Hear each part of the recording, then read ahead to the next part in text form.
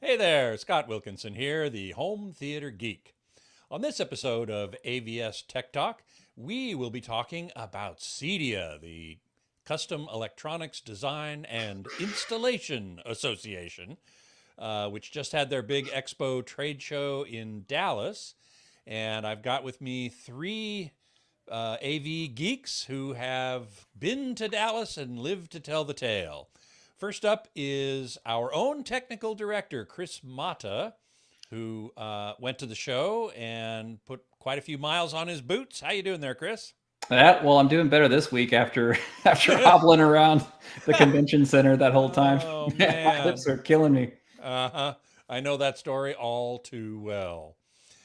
Next up is Eric Wesley, the new editor of AVS Forum. Hey, Eric. How's it going? Good. Thanks so much for Glad to being be here. here. Welcome to the show. Thank you very much. And finally, my good friend Mike Heiss, a CEDIA fellow, and a jolly good fellow he is, and a journalist, a contributor to Residential Tech Systems and Hidden Wires, and an industry consultant, and an all around great guy. Hey, Mike, welcome to the Hey, show. Scott. Nice to see you guys again. Residential tech today. Sorry, Residential Tech today. Thank you very much. And a side note, CEDIA doesn't stand for anything. Well, like NPR doesn't stand for National Public Radio. They just What? go by no. They just go by CEDIA. That's like the new thing. Oh, and I guess like It's not the CES. Consumer Electronics Show. It's just CES. It's just CES. Yeah, that's true. That's true. Okay, so then the information I just gave you is old. Well, so am I. Yeah, well, so are we all. So anyway, speak for yourself, buddy. Uh, so this year, the CEDIA Expo was held in Dallas, Texas, and Chris got a really nice shot of Dallas from I don't know, where were you for this shot? Oh yeah, so this was in my suite, right? So I Ah, get there, and the hotel that I'm supposed to be in, they decided to jack up the price 3 times as much. oh So I man, used to live in Dallas, and I always passed the Omni whenever I was going to work in Oaklawn. And I was like, man, the Omni is so cool. One day I want to stay there. So I was like, if I'm going to spend this kind of money, I'm going to stay at the Omni. But lo and behold, I get there, and the military price is half price. So I actually lucked out on the entire trip. and being a veteran, you took advantage of that. Sure did. Absolutely. All right. Well, you were also there early because you were helping with a number of booths and stuff. So you have a picture of the show floor under construction, which I thought was really interesting. Yeah, it was a long road to hoe for sure. But let's check this out. Like I was there whenever everything was carpet, even before things were carpet. So what you're staring at right now is the Macintosh booth. So imagine where that crate is. Pretty much 4 of those pallets have all the Macintosh amplifiers in them, just ready to go. Mm. And you would basically be staring directly at the Mac stack right there.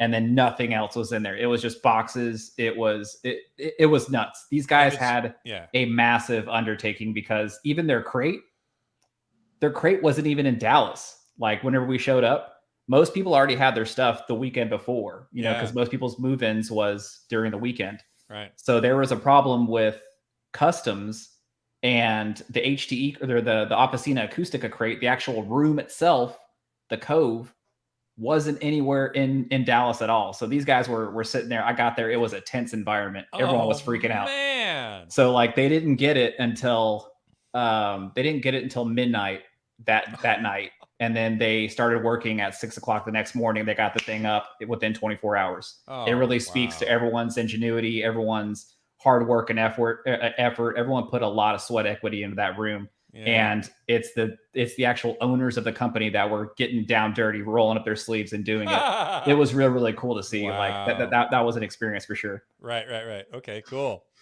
Also, I wanted to mention quickly that Mike, as a CEDIA fellow and instructor per his shirt, actually taught 3 classes because not only is there a trade show, an exhibit hall, which is what we're going to talk about mostly, but there's also a whole educational program, right, Mike? Yeah, and in fact, it's interesting seeing that shot that Chris took. If you had told me that was the show, I would have said no, that's from last year, because last year that's what the show floor looked like when it was open. But this, Except for Kaleidoscape. That's all you saw last year. Right. wow. Right. But, last year there were less than 1,500 attendees, and this year there were more than 10 times that. And Yeah, 15,000. and I did Actually, teach yeah. 3 classes, and the attendance was pretty good. And, hopefully it was very helpful to the attendees. Yeah. Yeah. Yeah. Speaking of number of attendees, the press release I just got today was they had over 15,000 registrants and almost 12,000 verified attendees, which is, as you say, almost 10 times what it was last year. Over 300. Well, I mean, you factor in the exhibitors. I mean, there's still 15,000 souls in that building. Yeah, I suppose. Over 300 exhibitors, and each of them had some number of people there. So, yeah. Exactly. And the floor traffic was really good. I mean, I don't think any exhibit, they didn't have to come up with lame excuses like, well, there weren't a lot of people, but we had good time with everybody. The floor traffic, and I think Erik and Chris would agree, was pretty brisk. Yeah, Erik, what do you think? Yeah, it was pretty crowded. The stat that caught me off guard with that press release today, it said 40% were first timers. Yeah, how about that? Which was kind of shocking. Yeah, the super spreader event. Everyone wanted to go out and have a good time. well, but it's interesting. I've spoken to a couple of my CEDIA buddies during and since the show, and their take was that in past years, and especially as things sort of contracted a bit, the owners of the companies would go, and for the past few years, they didn't have the money or the wherewithal to send their staff. And I think the answer to that, first timers, is that a lot of companies sent people from the companies that went before, but people from those companies that weren't there. And that's a great sign. Absolutely. Absolutely. Get more people in the company involved in the show. It's a bit of a perk. I mean, it's a lot of work to work one of those booths at the show or to walk around the show as you guys did. But it's also fun. I always found it to be really fun. And to have the chance to be face-to-face with people you normally only see on Zoom or by email, I think is, to me, equally valuable, if not more so, than actually seeing new product. That was one of the things that I really enjoyed about the show was that, you interact with people on LinkedIn, you send emails and stuff like that. You may catch them in a Zoom, but, seeing someone face-to-face, belling up to the table with them, once, the show's over, you sit there, you crack a beer with them. I mean, it's just a really cool type of community. Yep. And, it's accessible, and these people, they have their egos, but at the same time, they're very accessible and they want to lend their knowledge to anyone that wants to seek it. It was really, really cool. Yep. Now, Erik, this was your first CEDIA as a journalist, I think, right? Yeah, this was my first CEDIA just ever as anything. Okay, so and what it was your awesome. impression? What was your? What were the most valuable things about it for you? Just meeting everybody and seeing some of the stuff that I haven't really had the chance to see in person. That was really cool. Mm-hmm. Just being there and just experiencing just everything. It was awesome. Yeah. Well, if you stay in this job for a while, you'll be to a number of these shows and you'll get to know these people that are in the industry. And I have always found that to be very, very satisfying. Nice. Sounds good to me. Yeah, good. So let's start with some of the trends that you guys saw at the show. We're going to get into specific products here in a little while, but let's start with some trends. Mike, let's get one or two from you first. Large screen direct views as well as DV LEDs. I think you'll be talking about it later. The fact that there were no under $1,000 AVRs, and the fact that there could be many reasons for this. The only mainstream AVR people that were there were Denon and Marantz. And without knowing exactly what was behind that, I think that's a sign of the times. And just the enthusiasm of people. The fact that there was also interest in things other than our main topic of audio video, but, work from home and shades and blinds. Oh, and the other thing, and I hope I'm not, jumping ahead. If I see Top Gun Maverick one more time, I'm going to puke. Come on. I want to watch it more times. Well, we're going to be talking about the demos, some of the demos that you guys saw and heard. But yes, Top Gun Maverick, I'm sure I would have kind of gotten sick of that as well. No, I'm not. Not I'll yet, watch it huh? right now. All right. I think everyone used that one. Eric, what about you? Kaleidoscope. Any trends that you sort of noticed? Honestly, the one trend that I really noticed was everybody had a kaleidoscope. Looks like 4K Blu-rays are a thing of the past. Obviously, we don't want to stream, so kaleidoscope was giving everybody, the best quality. That and short throw projectors. That's every year it seems to be getting bigger and bigger, and this year it was pretty clear that they're here to stay. So that was the only source device that everybody was using. Yep. Virtually in all their demos. Chris, how about you? Ooh, so tons of stuff that's new on the radar. Probably the micro LEDs were something that is definitely to note. And then now that they also have the accoutrements to that, obviously, if you want to use this in a home theater environment, we're used to speakers being behind the screen.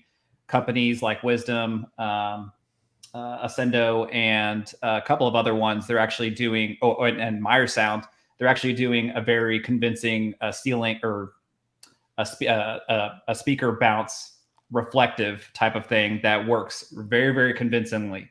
So that's a new trend coming out, and ultra short throws were another big one. Oh yes, of course. And then just the audio demos, like everyone showed out very, very well with the audio demos. Besides that, it's kind of the same old that you would expect. You would expect, panel TVs to be out there with their latest and greatest. You'd expect the AVRs to be out there with their latest and greatest. Except there weren't very many AVRs. That was there. What Mike there wasn't, said. But you're right. Which that was kind of an interesting thing. Another thing Mike told me offline that I thought was very interesting was he said, 98 inch is the new 75 inch in terms of flat panel TVs. There were a lot of big flat panels there, which we're going to talk about more specifically. The other trend that I read about quite a bit was, and Mike, you mentioned this as well, that more processors and AVRs actually have full bandwidth HDMI 2.1. Yeah, that's a big thing. I mean, with the caveat that talks to a trend that wasn't there, excuse me, very much, other than some of the monitors you'll talk about later. But the HDMI 2.1 is really now only usable mostly for gaming. There's no content that really depends on it, but it shows that the manufacturers are kind of past some of the pandemic chip shortage guys. Supply chain issues, yeah. Yes, and there are now, I can't reveal the names, but there are now two very solid purveyors of HDMI 2.1 chips that are in all these AVRs. More so in the AVRs than some of the processors, but I think by next year it'll be everywhere. And of course in TV sets. Yeah. I just want to give a shout out to some of the folks in the chat room. Beatmaster is a good friend of ours. Phoenix Warp 1, hey, how you doing? And by the way, I am monitoring the chat room, so if you want to post a comment with a question, by curating it, I will pass on those that are relevant to the discussion. Okay, so let's get into product. First of all, we have the LG 97-inch G2 OLED. This is an example of the 98 or 97 inches, the new 75 and it inch. looks tiny. I think, Mike, you took this picture, and there may be I might make a suggestion that when you take such a picture, have somebody standing there just to show how big it is. Well, you could tell I took it as a lousy picture. Yeah, well, you took some good pictures. All I'm saying is a little context, a little sure, would be good. But how did it look? 97 inch. They're touting it as the world's largest OLED. It individually, it's really hard to say, was the 97-inch OLED better than the 98-inch QNED, because you don't see them side by side. And I'm going to kind of take a buy on that and say they all looked good. Were they worth the money? Was it worth the money that those things cost versus a UST? They're clearly cheaper than a DV LED. And remember that the CEDIA member community, they do really super duper high end stuff, but they also do lower end stuff. So, I mean, it's more for those folks how it looks. And as we were also talking offline, how the Sam Hill do you get it through the door? Yeah. And then, there, as you say, CEDIA is often higher end stuff, and that 97-inch OLED I read was $25,000. If you have to ask, you can't afford it. You can't afford it, right? And I say that to all the people in the chat, and then they just get mad at me whenever I'm responding to comments. Yes. Oh, Okay. Scott, though, there's one thing, if you don't mind, that Beatmaster, High Beats, just asked a question. There wasn't, and Erik and Chris can correct me if I'm wrong, but I didn't see a lot of attention to 8K displays. Oh, good point. That is a good point. No, you're right. I don't remember seeing anything that was really promoting 8K like previous years. But I think that kind of goes with the way of the lay of the land, right? Because with those micro LEDs that are coming out, those are 4K ready at a very small image. If you build them up like the QMS, like they had in their suite, those are capable of much higher resolutions for 8K and even above. Yeah. So But you I need mean, a huge room. it wasn't a big push on the floor. You're right about that, but it's not like it wasn't there at all. Right. But in most cases with the DV LED, by the way, this is a new term that Mike introduced me to, direct view LED, as opposed to micro LED. And the reason to make that distinction is that some of those direct view LEDs don't meet the definition of micro LED, which is an LED that's less than 100 microns or micrometers across. And a lot of them, the LEDs are small, they're tiny, but they're not that small. So having a different category name for that type of display, I think is a good idea. DV LED, there it is. And then JVC had their RS 4100 on display with an 8K server source, which was really good. So it was 8K in, 8K out. That one was really good. Barco, their new Njord, is 5K native right out of the box. So I mean, like 4K it's still the standard, but there are other options out there for you. And I don't want to hear that there's no content for 8K. My camera can record 8K. Your cell phone does it as well. So, I don't want to hear it's all user content. It's not commercial content. It's well, Guardians of the Galaxy Volume 2 was filmed in 8K. It was just rendered in 4. Oh, and that was a long time ago. That was a long time ago. So I think you're right. We will start seeing 8K content, commercial content. I mean, we already have it in user-generated content. We got someone Mike's chiming in on Mikey about that. about his Top Gun. About that, huh? The suits in Hollywood would go bonkers for the storage, just the cost of the storage to produce all the different takes and then even a movie in 8K. And what's the advantage to the user? But I think Scott will, ban me from the podcast if we keep going on this. That's a topic for another. That's a topic for another day. Yes, and it's a good topic to talk about. So we will. And have that 120 hertz work out. Yeah, well, Ang Lee did not succeed in breaking the 24 frames per second barrier, nor did James Cameron. Although Avatar 2 is just about to come out, and that was shot. I don't know. It was either shot at 48 or 60, probably. So we shall see. Quickly about flat panels, I wanted to mention the Samsung 98 QN100B. Which is a mini LED backlight LCD for in the order of $15,000. The important thing about that one is it puts out a peak brightness of 5,000 nits, which means it doesn't need to tone map. Any content coming in from streaming or Ultra HD Blu-ray, as Erik says, maybe that's on its way out, but nonetheless, they're all mastered at no more than 4,000 nits, many of them at 1,000 nits. So at 5,000 nit output, you don't have to do any tone mapping. I think that's really important. What do you guys think? But But ask, I've got a bunch of friends who are graders and post people down in Hollywood, Yeah. and we'll be hearing it at Simply at the end of the month. Those guys and ladies, those folks have to take a break every 15 minutes, because if you're looking at a 4,000 nit, let a 1,000 nit, let alone a 4,000 nit thing all day long, your retinas will burn. And I was gonna go make a joke and say the Samsung 5,000 nit display comes with 4 pairs of sunglasses. I mean, that's It used to come with 3D glasses. Now they come with sunglasses. Exactly. But I mean, you have to look, there's specs for specs sake, and then but what does it do for you?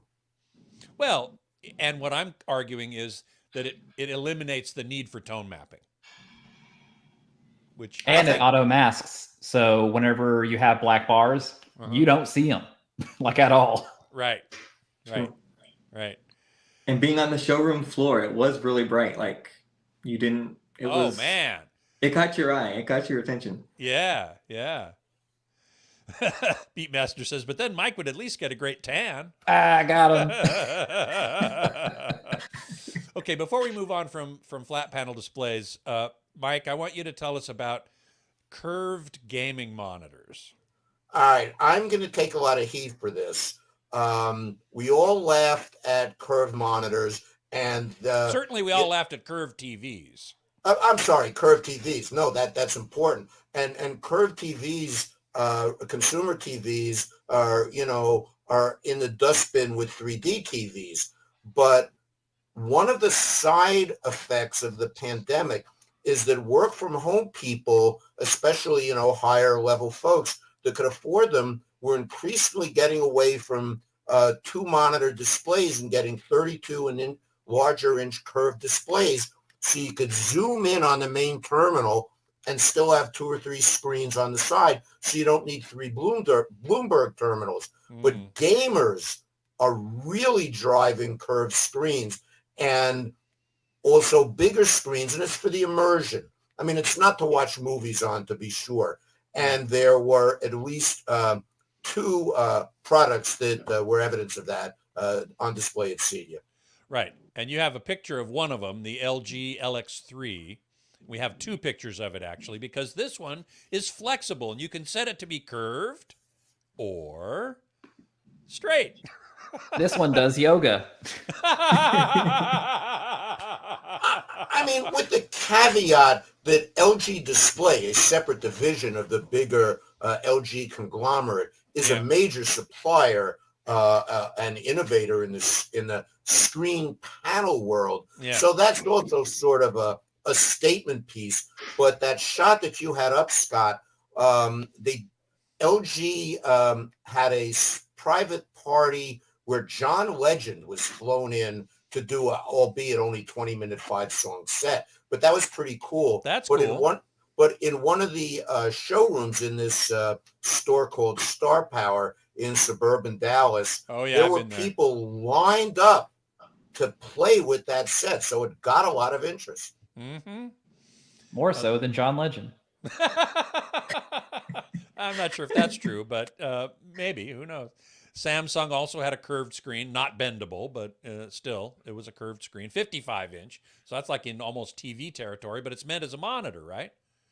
Well, their shtick, everybody's got to have a shtick. Yeah, their shtick, it's a 55-inch. You see, I got to move that way. Yeah. It's a 55-inch curved monitor. They first showed that it's at Infocom, but that's called the Samsung Arc. And what they also let it do is rotate to what they call the cockpit mode or a vertical mode. Now, I don't get it, because if you say cockpit to me, I picture, an F-35 with a bunch of monitors. Right. You don't have them like this. Right. But they insisted that they were getting a lot of take-up on that for gamers. And, it's another option. I wouldn't buy it, but I wouldn't buy it because I can't afford it. But, it's another option. Yeah, exactly. Okay, let's move on to DV-LED, or what has often been called micro-LED, because direct view LED video walls, essentially, We started seeing them a few years ago at CES and at CEDIA, but now they're becoming kind of bigger. The Samsung, one of the most interesting ones to me was the Samsung MS1A, 110 inch, and we have two graphics of that. Mike, you took this picture and you did some research on this one. Yeah, actually, that picture was taken at Infocom. Oh, But because they had this in an off the floor room. And yeah. the conceit of that goes back to what we were talking about earlier, which is how do you get those damn things through the door? Right. Now, as I suspect many of the people watching and listening know, a direct view LED, unlike the 97 and 98 inch direct views, come in little modules, and then you put them together in a jigsaw puzzle, but it's a pain in the kabutsky, and it's a very complicated thing. So what Samsung has come up with is this concept where they ship this in two cardboard cartons, not in a bunch of road cases. And off to the side, you see that metal frame? Yeah, we have a better picture of it coming up. There it is. Okay, so there are two of those in one carton. You glue that to the wall, or, you would attach it to the wall, and then out of the other cardboard box are two matching assemblies of the individual panels. You put them together, and in an hour and a half, bingo, you're done. You cannot install a Sony SeaLED or any of their plasma, planar, or any of the other big DV-LED things. You can't install those in 2 days, let alone 2 hours. Right. So it's an interesting way of Samsung reading the market. Right, and the price on this one, I think I read, was $150,000. There's a 2K and a 4K version. There is a slightly larger one, but again, the answer to that for me will always be if you have to ask, you can't afford it. Right, right. LG had one called the Magnet. That was 136 inches, 4K, 2,000 nits, shown with B&O speakers. I'm sorry we don't have a picture of that because those B&O speakers apparently were quite amazing. They were weird. They're weird. Erik, did you see those? The BOLab 90s? I think the BOLab 90s, yeah. Yeah. Erik? I didn't. I know it was a hit though, because when we went into the booth, it was crowded. There was no way of getting in. Ah, yes. You can always tell what the good stuff is by the crowds. It's true. I'm still confused on the pricing because if you look online, it says 115,000 starting for the LG. No, for the BOLab 90s. But I'm not sure if they're sold in pairs or if not. I'm not sure if that's per speaker. Well, once again, if you have to ask, you can't afford it. Yeah. So they sounded good, to be sure, as Erik and Chris said, but they looked bloody weird. But that's a B&O design characteristic. Yeah. But in the booth, they had, and I even said to the LG guy, what the Sam Hill are those? But they had these huge, 32 driver big speakers to the left and right of a direct view LED. And it just didn't make sense to me. I can't see people doing that. Right. I can. Hey, if you got enough money. You can't take it with you, That's know. Right. So that's right. That's my philosophy. Bang & Olufsen definitely has their crowd for when the design. Wall first came out, Samsung demonstrated them with a pair of Everests at left and right. Erik, you took a picture of the Sony Crystal LED or CLED. No, this is my picture. Oh, was that your picture? Sorry. Photographic credit goes to me. Well, there you go then. And so that's just another example of a DV LED, which Sony's has had now for several years. They used to call it the Cletus, but it's not. And I thought that looked really good. Did you? Yeah, when I was standing there and going around the booth, that did catch my eye. I was kind of shocked. Yeah. Well, they've been at it for almost as long as Planar has. Longer. Longer? Really? Longer than Planar? Yeah, because this was originally, it was called, what was that name again? Cletus. Yeah, if you have Cletus, call your doctor and they'll give you a prescription. Right, exactly. But where the Sony SeaLEDs are making a huge impact is in the production world.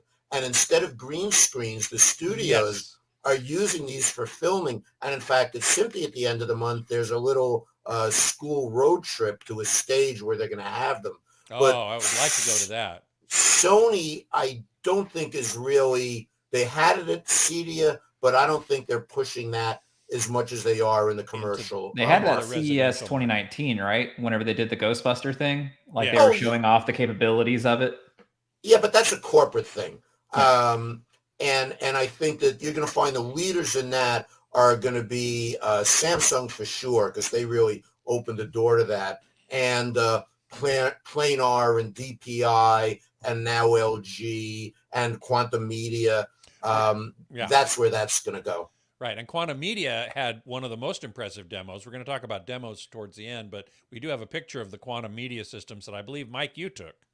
Yes, it did. And that was on the show floor. And if you look carefully, it says 137-inch LED media wall, HDR, 1200 nit, 12-bit 444. So they had some honker of a server feeding that. But it goes to the point of how do you get the sound through the thing? Right. And there they had a standard array above and, LCRs on the side.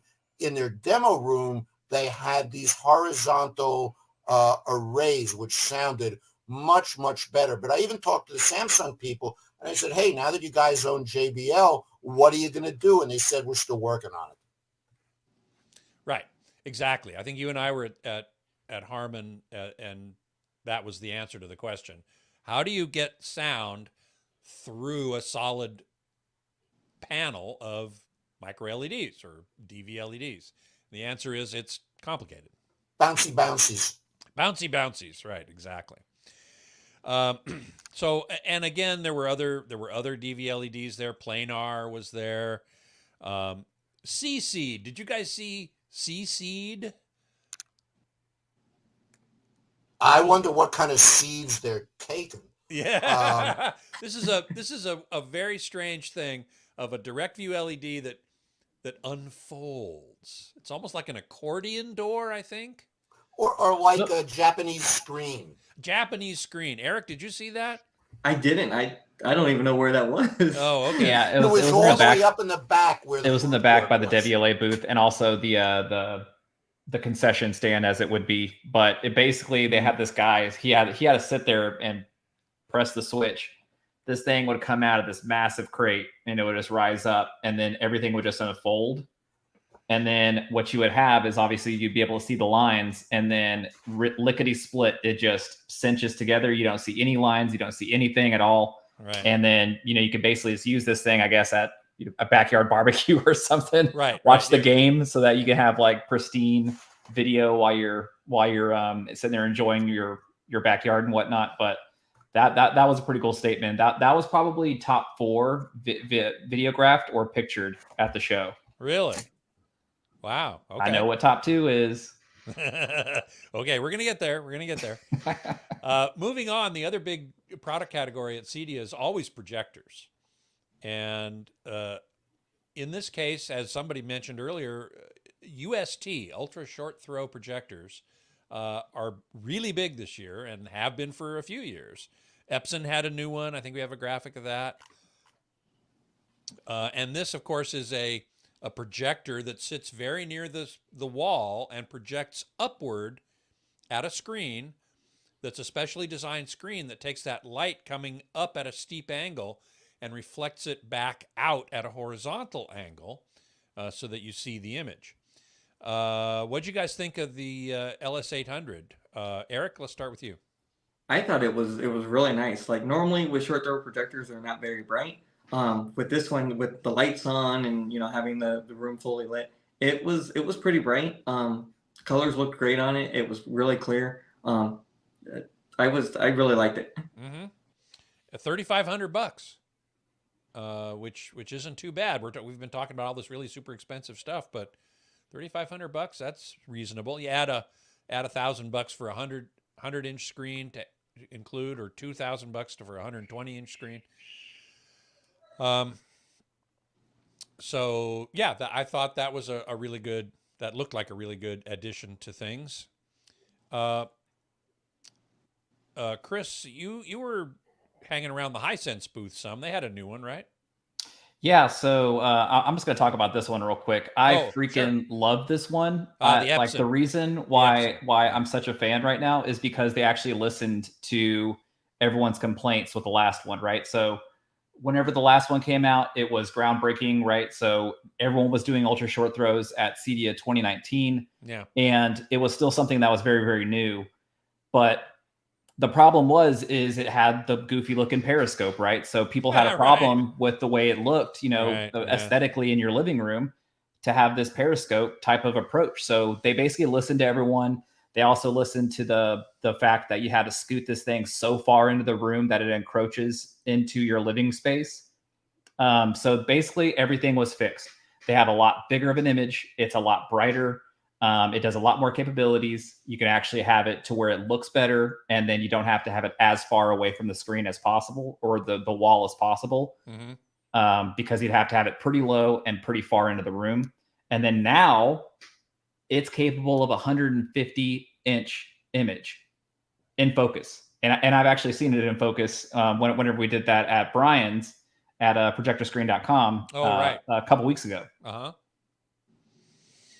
Very good. But yeah, so to your point, I was at the Hisense booth as well. They had their P1X Pro, which is kind of a little bit different than what you would expect from an ultra short throw. Typically, what people like to do is they like to have them in a living room somewhere that's well-lit environment, natural environment. Sure. And with their ALR screen, their ambient light rejecting screen. Right. This one was supposed to be in a dedicated room. So it had a white screen.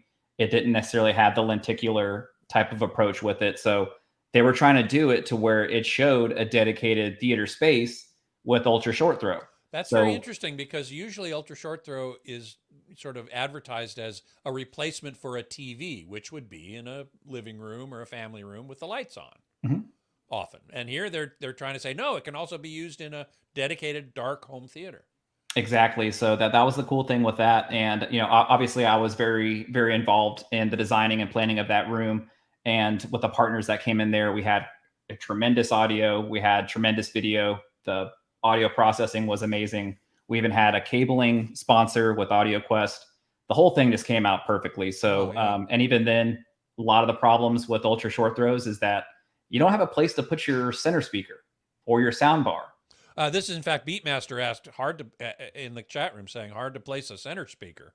Exactly. So, and that was a consideration whenever we were designing the room, because we wanted it to be a dedicated 7.2.6 system. And there was enough space under the screen itself to lend itself to actually give you a convincing center channel versus having phantom. Cool. Erik, did you see that one, the Hisense? I did. I was I liked their booth. They had a little bit of everything in that booth. And it looked quite good. Not as good as the Epson, in my opinion, but okay, all right. Now here's a brand that I didn't know about, and any of you who saw this and want to talk about it, the company is AWOL, AWOL, and Chris, you having been in the military might have a different interpretation of that name. Yeah, in the military, AWOL is a leave without absence. I know the guys at AWOL Vision, so I don't understand why they called it that, but still, they have a great product. They actually had, I should have given you guys pictures of it. I actually have some on my phone, but they had it out just straight up, because Epson, they got a little sweet, right? So there was very little light overhead, so it would still look great. AWOL Vision, they just went out there and just let it fly. 3,500 lumens right under all the bright lights of the Kay Bailey Hutchinson Center. Yeah. And it definitely did not disappoint. Yeah. Well, Mike, you saw it? Yes, I did. I didn't see it in the suite, but I agree with you, Chris. And they have an interesting packaging idea. And this, to some extent, goes to what Beatmaster was asking, that there is a cabinet that the projector unit sits in, and the screen, when you press the button to turn it on, the projector unit just sort of comes out a few inches, and then the screen rolls up, almost like it when it grows up, it wants to be the LG OLED thing. And but I mean, no, but you got to give him credit. It's an innovative idea, and Chris was definitely right. I mean, it was right under those. I don't know if they're mercury vapors anymore, but on those really annoying bright lights of the convention center. Yeah. And the picture was pretty good. Yeah, good. Yeah, Well, that is a nightmare environment for anyone involved in projection, because even if you look at Barco or anyone else, or even Kaleidoscape, you know, they had a nice little bit of overhang. Like Right. even in, like right now, whenever I have a little bit of shadow over my face, they're trying to make it to where it gives it the best foot forward. But those are little tips of the trade. But these guys, they just put it right out there. They're like, okay, well, we're not going to do any of that stuff, but here it is. Here it and is. I give them massive credit for that. Yeah, you got to give them credit for that. Well, we're going to keep an eye on them for sure. Let's talk a bit about conventional projectors, which are the bread and butter of CEDIA home installation, I would assume still.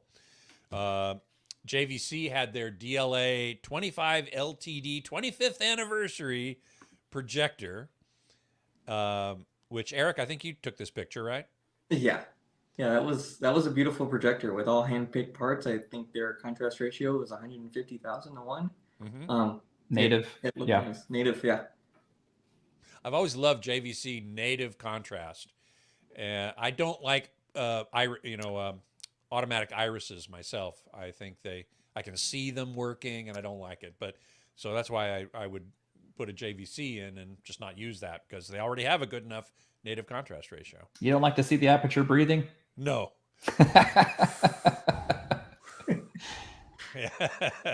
Of course, that 25th anniversary edition, my reading of the press release was that they're only going to make 25 of them, and they're going to cost $30,000. Correct. But at the same time, though, like the unit itself is based off of a JVC 4100/NZ9. Right. That thing retails for $26,000. Okay, so a you're dollar adding- under. Yeah. So I mean, just for the difference in the delta there, plus you get this ultra cool jacket from JVC. So I think that's worth some money. Oh, plus I think it's definitely a win. Plus, Worth it's the fully price. calibrated by Chris Deering. Yeah, Who's it's a calibrated by Chris Deering right out of the box. fabulous So you're good to calibrator. go. Yeah. And Mike, you get what a were you gonna special startup screen too, if I'm not mistaken. Startup yeah, screen, you get the little silver anniversary edition reflective strip right. that they have on there. Also the silver outlining of the lens itself. The whole thing is just aces. I mean, like if you're into limited edition stuff, this is definitely for you for sure. And the 4100 is easily one of the better projectors at the show for sure. But you mentioned native, Scott and Chris, about one aspect of the projector. But if you go back to the slide that you showed, in the upper right corner of the product card, it says 8K. And that ain't no native 8K. It's not native 8K. I know, but It I think accepts we all- 8K in and then spits out. It's a native 4K and then spits out an eShift. That's 4 It doesn't times eat. of It's a like move. okay, and that's fine. But you know, if I were not somebody who was an enthusiast or in the industry, and I saw that and it said 8K, you know, well, it just kind of, I find it a little funky. But you know, it was a great projector, so good for them. Yeah. The other another big projector company is Sony, and Erik took a really nice shot of all the new projectors they had on display there, and static display. Some of them were in a demo as well. Erik, tell us a little bit about the Sonys. Yeah, so the Sony so they had on demo, they had the 5000 ES, which looked really good. The demo room was actually pretty cool because they also had their sound bar set up with the 2 wireless speakers. And believe it or not, it actually filled the room. I was kind of surprised. The 7000 demo, I wasn't a huge fan. They had an ALL screen and they had the lights on, and I don't know, it was still washing out the picture. I would have liked to seen the 7000 just in a dark room. Oh yeah, and that 7000 is not quite the flagship, but it's close to it. It's the flagship of the XW line. It's $28,000. Exactly. You wouldn't use that in a brightened room. Exactly. If you're spending that money, you have a dedicated home theater. Exactly. And I wanted to also just mention the VPL GTZ 380, 10,000 lumen output for $80,000. And Kaleidoscape had 2 of these bad boys stacked on each other delivering an image right whenever you walk into the convention. Oh man! So if one wasn't enough, if 80 Yeah. Gs wasn't enough for your pocket, you can definitely stack them. Okay, all right. Well, sure. Keep that in mind. I wanted to mention the Christie Eclipse, which is a 3-chip DLP with an extra 3 chips for individual pixel dimming, basically a modulator chip along with the actual imaging chips. No, that's not that one. Sorry, that's coming up. Oh, we don't have a picture of the Christie Eclipse, I'm afraid. I think when we get to the demos, some of you, I think, will say that was probably one of the best images at the show. And it better damn well be for 400K with Steinway Lingdorf audio, which some of you weren't that impressed with. Chris? I'm not going to say anything. Okay. All right. You know, in the past, when I have heard a Steinway Lingdorf audio system, I've been extremely impressed. So I'm really surprised if people didn't come away from that thinking that it sounded really great. I think the big takeaway from that booth was just the jaw-dropping appearance of the Christie projector. Like, yeah. I remember being in the back and looking at the projector stream, like the tracers in there, and you could actually, it looked like lasers. Like whenever you see because they played Bruno or whichever movie that was. Encanto. So you actually see like the little things like kind of dancing around there, and it looks like lasers are going straight through the room and just hitting the screen. So great image for sure, but the sound could have used a little help. Okay, all right. It was clear. It just didn't hit you in the face. There were other demos on the floor that were definitely bringing it. And for a point of comparison, I may be wrong, but it's my belief that the 3-laser cinema projectors that Christie supplies for Dolby Vision. And Scott, you've seen that when it used to be in Burbank or many times, at the TV Academy. I believe that those, now for Dolby Vision you need 2, but they're only $300,000 each, and this is $400,000. What a bargain! But to get so the Christie is actually a bargain, because to get a Dolby Vision setup, you need to spend $600,000 to get 2 of those things. Be that as it may, Mike, I wanted to quickly touch upon the digital projection, or DPI, satellite, which is I saw this at the last CEDIA I was at, and I thought it was a great idea. We do have a picture of it. Tell us about it. Yeah, this is something, again, that I also saw at Infocom, and I don't remember where I took this particular picture, but particularly for the CEDIA world, where this is important, is instead of having a big honking projector for, the kind of light output that you get from some of the stuff the other guys have been talking about, on the right-hand side where you see the DLP logo, that's the projector head, and that garden hose quality hose connects to the laser, which is in a separate unit in those racks, so that's a way of moving the light source away from the projector head, putting it in a rack, making the making the projector head smaller. I don't even know what it costs, and I didn't even bother to ask. But this is something that some of the folks that are in the CEDIA world would see that and say, I can put that in some Malibu beach house, and they don't care what it costs, but I don't have to build a big enclosure. Right. It takes the heat, the light source, and heat away from the projection head, the lens, and so on. And as you say, much more efficient. Let's see here. I was just looking at the comments. Beatmaster says, I can see putting a sound bar below the screen, but at a regular center speaker would block some of the projection angle of the UST, going back to ultra short throws. But Chris, you said that, was it AWOL? I forget which one. Oh, Hisense was able to put a center channel in there, and it wasn't a problem. Exactly. They're actually able to put a full size center channel under there, and it wasn't an issue with any reflectivity. It wouldn't block any of the image, and your audio quality definitely shine through as well. So even though if you're looking at it, we got some spammers in here. So let me go ahead and take care of that. Oh, thank you. I certainly appreciate that. All right. But that was designed as a system, Chris, so they could do that. But if you were to buy an off-the-shelf Epson or Optoma or BenQ UST, you wouldn't have the ability to really engineer it to get a soundbar in the way Hisense did, because it's a single unit. I think that with the newer ones that are coming out, because before I think that was an area of concern. So I kind of think that the way that they made the first generations or the first couple of models, that they gave you enough space to put a speaker there, and they realized that people don't care about that, right? So then they started making it to where these new ones are really close to the wall so that you don't have the ability to put your speaker there anymore. Exactly. So I use my living room for a lot of ultra short throw reviews and test and whatnot. So I found that even if you put your speaker in front of the UST, you still have a great experience with it. And in some cases, your the speaker itself blocks the remote, the IR sensor on it. That's a bummer. So then you kind of have to get creative with it. So you can I have old Oralex foam that I kind of have it to where it just judges it up just enough so that you can actually get your signal through there, and it still works.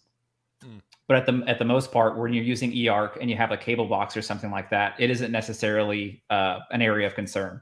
Right. Well, let's turn to speakers, because there were a lot of speakers at the show, a lot of them on static display. We got some photos from Erik in particular. The JBL Classics. They've relaunched this from the 70s, right?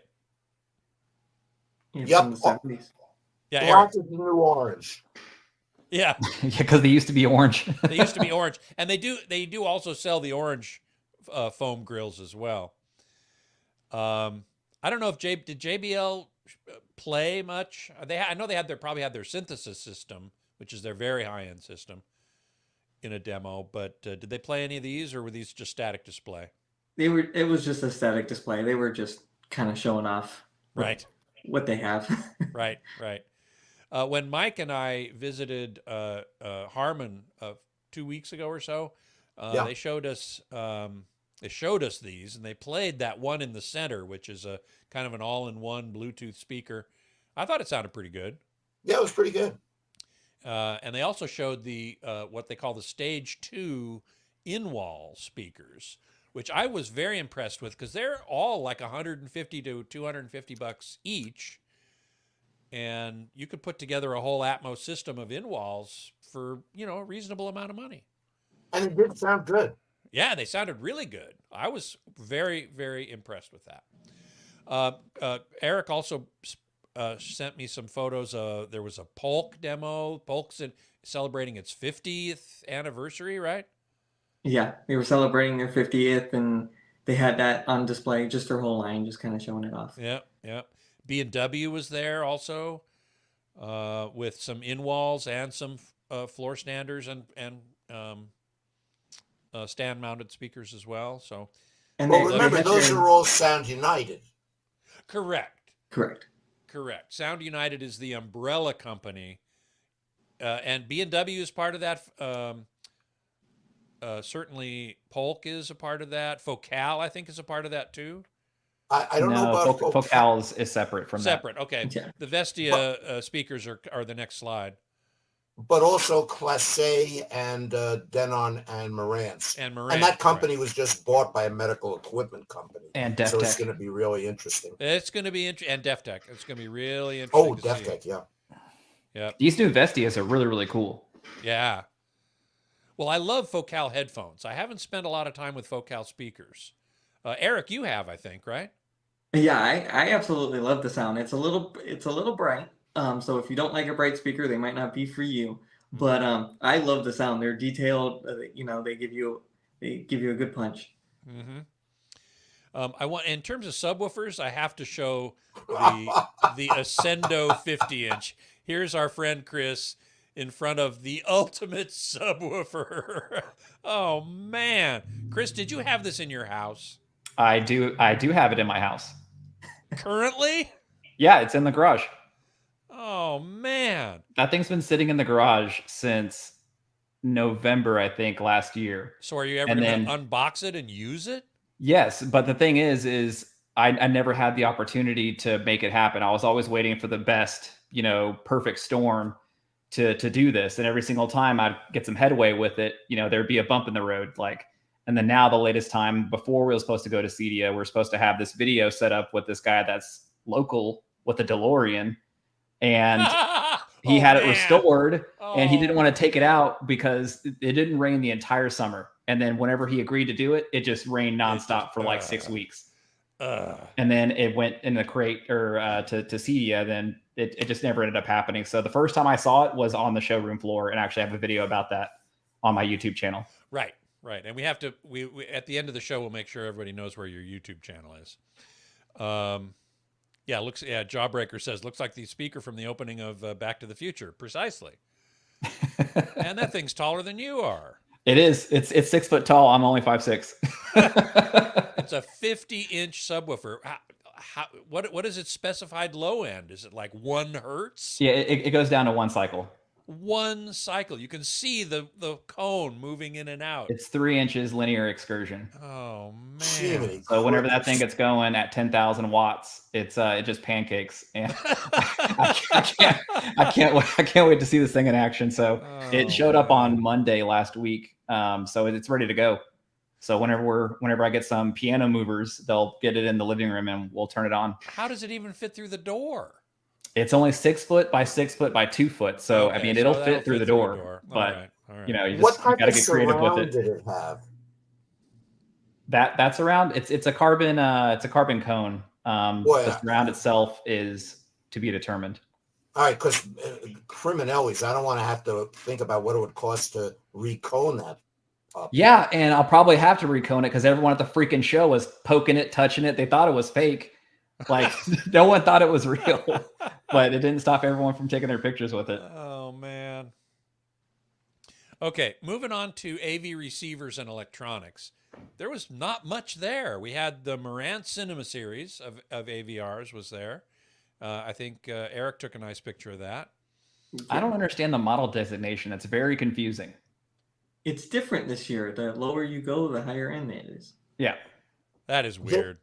They totally redid that because they still have that funky little porthole in the middle, but they flattened. Yeah, but now it's cool looking. Oh, but that's been there for a long time. But they flattened out the front panel, and those things on the left and right almost had that carbon fiber look to them. Mm-hmm. And it's to people's tastes. But they just really wanted to rebrand the whole thing, and they had that $7,000 receiver, which isn't in this. Well, that's how they get away with charging more. They made it look cooler. Well, but even the one that you can't see that's on the far end, which used to be the NR series, that low height one, is now $11.99. So they're doing a lot of work to sort of reintroduce it. And again, there's nothing to judge it up against other than the Anthems and Arcams and audio controls, because the other guys just weren't there.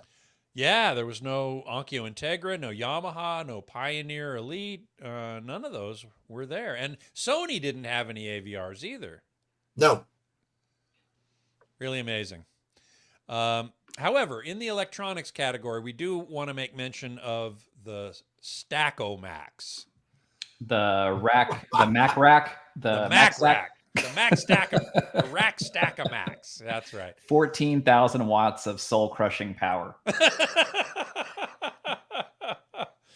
Oh, man. Like, it was really cool. Like, so whenever people were in there watching the demos, this amplifier that you have on the first row, 3 up from the bottom, is called the 611. Yeah. 600 watts a channel, tons of headroom. It's sitting there playing at maybe 6 watts, 4 watts. And then all of a sudden, max, it goes straight past 600. It has tons of headroom and a lot of dynamics. Right. But every once in a while, it needs to put that out with a gunshot or an explosion or something. Yep. That must have been very impressive. By golly. Just a couple other products that I want to mention before we get to your choices. of best demos. Seymour Screen Excellence had a new product. Whoop. Oops. Oh, sorry. That's before we get to that. This was the demo room with where all those Macintoshes were powering, right? You don't see a single speaker. You don't see a single speaker.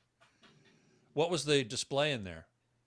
So the projector was the Barco Njord native Okay. 5K projector. Right. There was the Seymour screen. You have Officina Acustica, which is the really cool design that you see in there with the lasers. It kind of mimics a stretch fabric wall, but to call it that would be an insult. But they have a really great acoustically engineered room, and they use this at ISE, and basically they use it at most of their road shows from now on. But Sonus Faber did the speakers, Mad VR had the processing, Trinov had the audio processing, and I feel like I'm missing someone. Macintosh, as we talked about, and Kaleidoscape for the video server. Right. That must have been one heck of a demo. Oh yeah, It was. And one heck of an electric bill. Yeah, no kidding. Whoever gets Jeez. stuck with that one, good luck. Yeah, really. Head of the company. Well, here's the electric bill. What? It wasn't the most powerful demo on the block, though. There was one that was 400 more watts. Who was that? The Ascendo room had 20,000 watts going to it. 20,000 watts. Good God. Jeez. Okay. Well, let's take a quick look at a couple of the other product categories. Seymour Screen Excellence, who was in that, who provided that screen there, I guess, did something called Retro Mask. Erik, tell us about that. Yeah, so that mask is, you can actually use that on any screen that you want. So if you have, a Stewart screen, Elite screen, any screen that you want, you can actually mask it for, if it's a 235, you can get to 16:9 and then have mask those black bars on the side, which is really awesome. Yeah. And that's Chris Seymour, I believe, in your picture, right? Correct. Yeah. Good friend of mine and a really good guy. I like his attitude and I like his product. Chris, you mentioned the Mad VR Envy video processor, which was in that Macintosh demo. It was in the Macintosh. It was actually in quite a few, but it was definitely in the Macintosh demo, and it was in this one as well in the Ascendo room. Right, and also with the Christie Eclipse. Yeah, exactly. Yep. And that video processor will set you back 14 grand. So if you have to ask, you can't afford it. Yeah, it's definitely one of those products that is making a come up, and it's definitely making a name for itself. Super excited to be reviewing one coming up very, very shortly.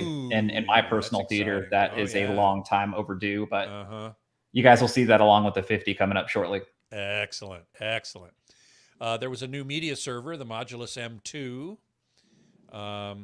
which Erik, I think you, no, did Mike take this picture or did Erik? I think that was mine. I Yeah, think that was yours too. Really cool device. It's kind of a Zapedi mixed with a Kaleidoscape. It's as if a TiVo and a home theater PC had a love child. And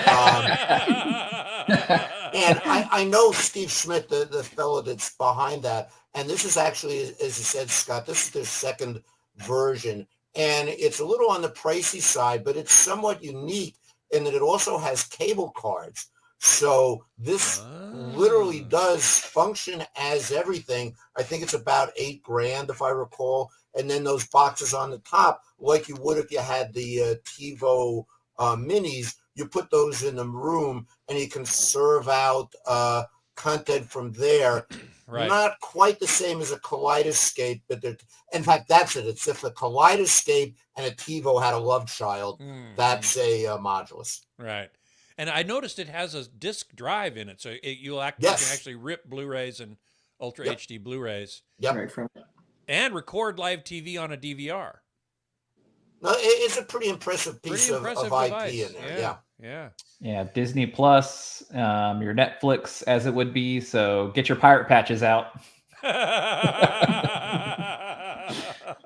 Yeah, man. Okay, then we have the Victrola. We had a turntable there. I think Mike, you took this picture. Yes, I did, and it's a very interesting product.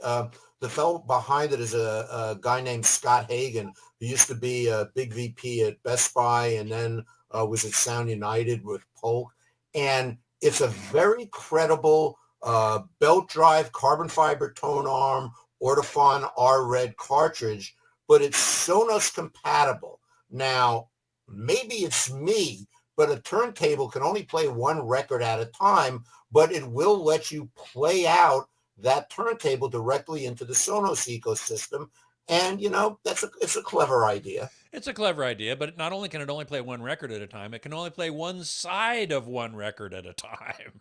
Now, if you could voice control it and say, play me cut 3 on the White Album, that would be nice. But, clearly it is what it is. And for $7.99, it's apparently a decent turntable. Yeah, yeah. And then finally, the last product I want to get to is something, Mike, you told me about, and I just think this is so cool.